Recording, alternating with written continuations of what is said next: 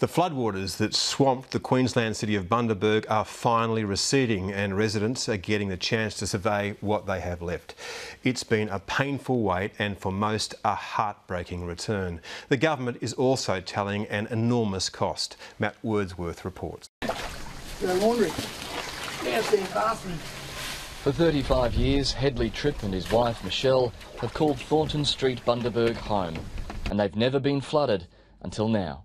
They put it up on bricks thinking that would be enough, but it's floated away and you can see the mirror's broken and it's probably had it, I'd say. And this was your mum's? My mother's mother's. It's 100 years old. And it obviously means a lot to your family. Oh, yeah. Yeah, it does. Yeah.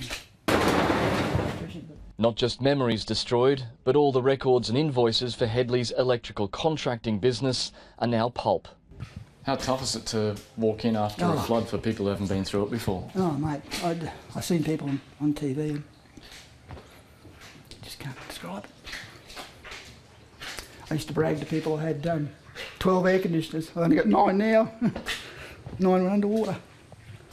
With floodwaters receding, homes are being revealed one by one, and it's almost time for Jill Shaw to see hers.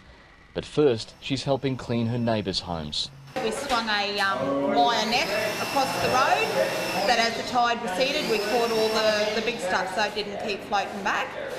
So we've been piling it up in the centre of the street since yesterday. Well, I was still here till 7 o'clock last night and we've come back at about 7 this morning and started again. And what's the plan of attack? Just to keep up with the water as it goes down. It's pretty important to get all the stuff off your walls as quick as you can, otherwise it's really hard to get off.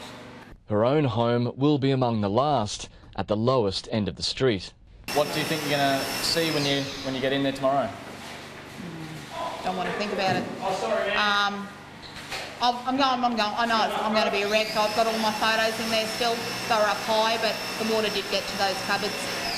And like a fool, I've left my mother's wedding ring and engagement ring in there, sitting on the top of a box. So I'm hoping that the box is floated and the box has just come back down and it'll be still sitting there.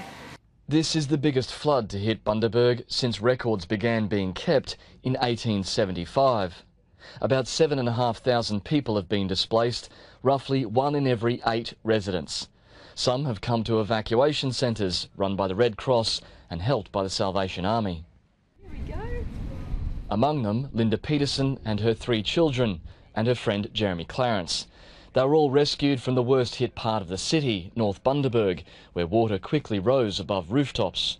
There's no way you could have swum out of there. You would have definitely drowned if you tried to swim out of there. And what were the kids like? Were they worried? Scared. Yeah, they were very scared. scared. Yeah, they wanted to get out of Very there. scared. They were crying and they wanted to go out. Yeah. And so how did you get here? Helicopter. They escaped with nothing but the clothes on their backs. The children now have a few donated toys and some colouring in books to help pass the time. The kids weren't settled, but today they're more settled. As you see, they're a lot more settled. They've been fed, they've had a shower, clean clothes, and I think that's made it easier. And because they've got a lot more organised here too. So just down the way you've got an evacuation centre where hundreds of Bundaberg residents who've escaped the flood are bunking down.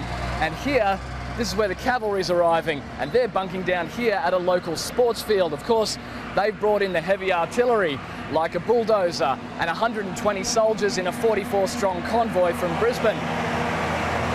They'll take this kind of stuff out on the streets to help with the cleanup.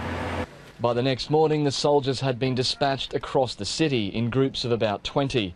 At Bundaberg East State School, hundreds of people also turned up to lend a hand. Okay, let's go and smell it.